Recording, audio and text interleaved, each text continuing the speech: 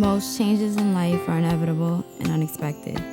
When you've known someone your whole life, you never think they will change. And when it comes to people like my great uncle Harold or my best friend's grandmother Rosario, you wish they wouldn't.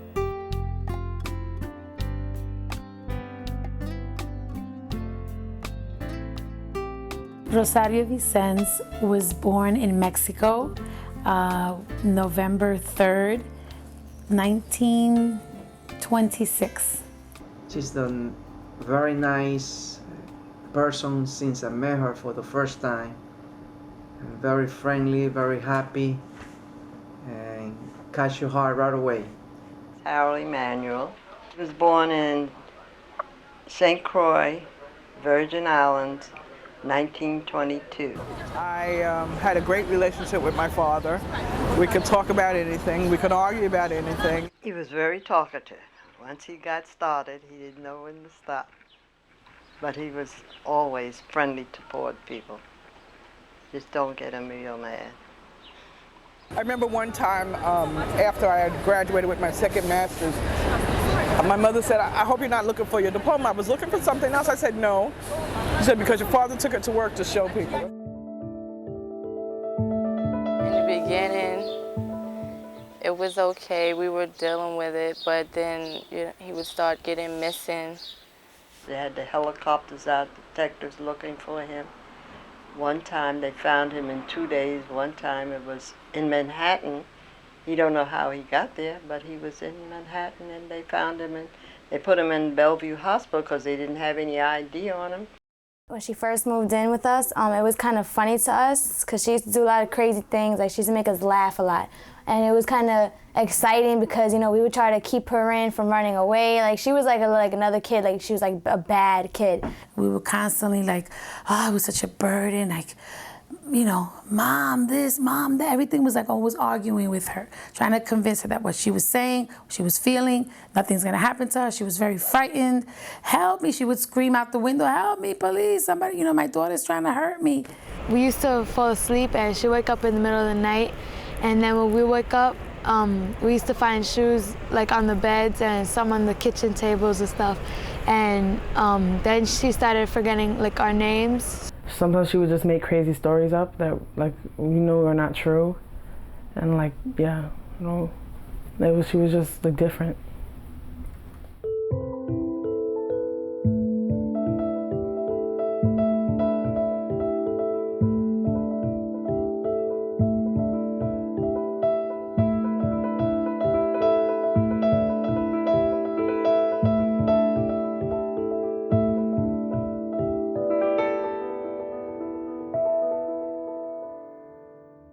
She asked you, how old are you?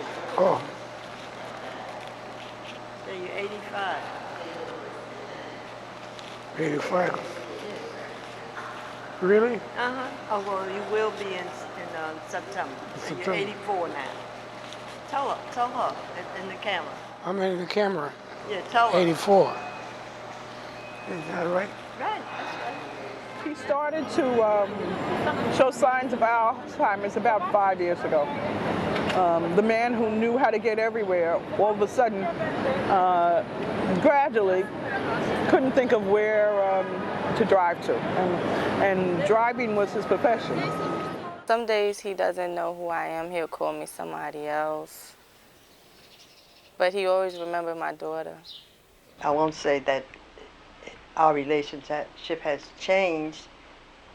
It's changed a lot because the way he talks and acts, it's a difference, great difference. When we get married, what happened when we got married? I'm asking. I don't know, I don't remember. Where did I meet you? January 29, 1949. You sure? Yes, I'm sure. In Alzheimer's disease, the mind dies first. Names, dates, places, the interior scrapbook of an entire life fade into the mist of non-recognition. I take care of Rosario, and she used to have Alzheimer's disease. and she don't know about anything because she just has to do everything for her. There are times when sometimes we feel it's like not a burden, but like we do have to sacrifice some stuff because she can't be home by herself ever.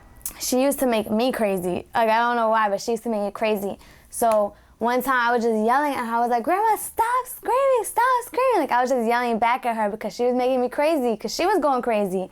And then I think I screamed so much at her, and I don't know why, I was like really stressed out. But then I started like crying, and I went to her and I was like, and I knew she didn't understand me. I knew she wasn't understanding what I was saying. So I was like, Grandma, I'm sorry. I was trying to speak in Spanish. I was like, yo te amo mucho. She just came out of nowhere and she just snapped out of her little Alzheimer stage she was having. And she goes, you know, I love you too. She's like, I remember when I used to watch you, when we grew up, you know, when you was growing up, I watched you. And that day I was just crying, and I remember my mother was at church.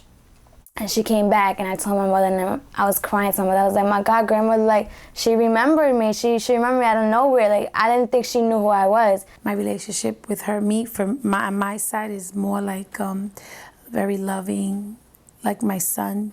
He's really taught me a lot to care for my mom, like the way he sees my mom like this beautiful angel, you know, like this doll, and he just wants to eat her up all the time, and that's how I've been able to like really see her that way too. ¿Qué pasó?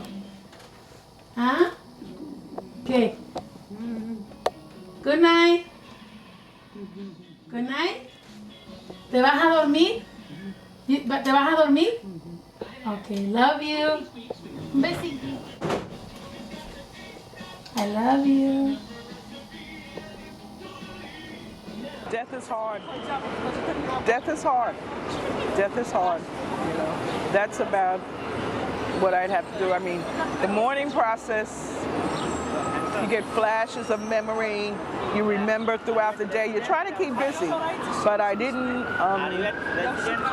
remember how difficult mourning a person who's so close to you is. And I try to contain myself with the good memories, and like someone said to me, boy, you're blessed to have had your parents, you know, as long as you had them, and to have a great relationship with your mom and your dad. So I feel blessed.